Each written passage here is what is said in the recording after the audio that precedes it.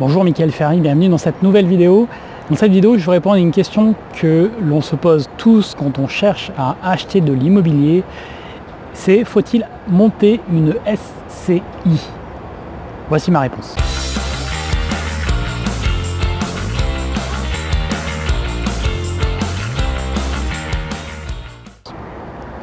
Alors, la SCI, c'est quoi? C'est une société civile immobilière.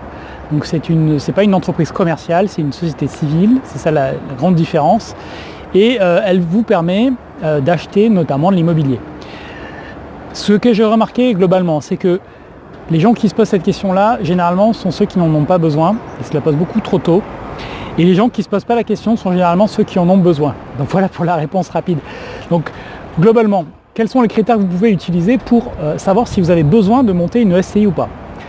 Le premier critère, c'est déjà le montant de l'investissement.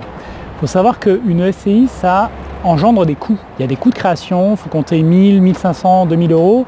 Il y a des coûts annuels, il faut compter 500 000 euros de coûts annuels supplémentaires. Donc c'est des coûts qui sont quand même pas négligeables. Donc évidemment, c'est pas intéressant si vous achetez un appartement à 50 000 euros ou à 100 000 euros de mettre ça dans une SCI, sauf si il y a le deuxième critère dont je vais vous parler après qui est satisfait. Donc le montant qui me paraît moins intéressant, c'est quand vous commencez à avoir des investissements qui sont à 200, 250 000 euros, voire au-dessus. Quand vous êtes à plus de 300 000 euros par exemple, ça commence à être intéressant. Bien entendu, le montant de l'investissement, c'est loin d'être le seul facteur dans le choix de faire une SCI ou d'acheter en nom propre. Donc l'autre critère qui est décisif, c'est l'aspect patrimonial. Donc notamment, est-ce qu'il y a une transmission que vous prévoyez de faire d'ici 5-10 ans à un membre de votre famille ou à d'autres personnes? Là, dans ce cas-là, le SCI est tout indiqué. L'autre aspect qui est très important aussi, c'est la fiscalité. Parce que quand vous passez dans une SCI, alors si elle est imposée à l'IS, donc à l'impôt sur les sociétés, et non pas à l'IR, l'impôt sur le revenu, parce que vous pouvez faire une SCI qui a deux formes différentes.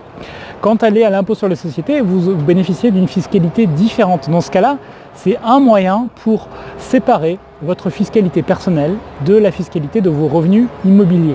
Donc c'est notamment intéressant si vous êtes déjà personnellement fortement fiscalisé et que vous ne voulez pas que les revenus immobiliers viennent s'ajouter à vos revenus du travail et donc viennent subir le même impôt. Alors évidemment, il y a beaucoup plus de subtilité que ce que je viens de vous raconter. Il y a beaucoup plus d'éléments qu'il faut regarder. Mais ça vous donne en tout cas des grands repères. Parce que si déjà ces grands repères-là ne sont pas bons, ou si vous n'avez pas la réponse, commencez déjà par répondre à ça. Et après, vous verrez les conséquences de la création d'une SCI et en termes de gestion, les conséquences en termes fiscaux, notamment sur les plus-values immobilières. Donc vous verrez tout ça, vous aurez le temps d'étudier. Je ne vais pas vous noyer sous les détails. Mais pour moi, ce sont les trois grands critères auxquels vous devez faire attention, je les rappelle. Le premier, c'est le montant total de l'opération. Le deuxième, c'est la transmission. Et le troisième, c'est la fiscalité que vous allez subir à titre personnel sur vos revenus locatifs.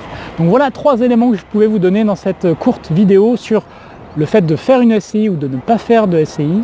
Donc je vous laisse réfléchir à ça. Répondez dans les commentaires, réagissez et on se reparle dans une prochaine vidéo. Salut!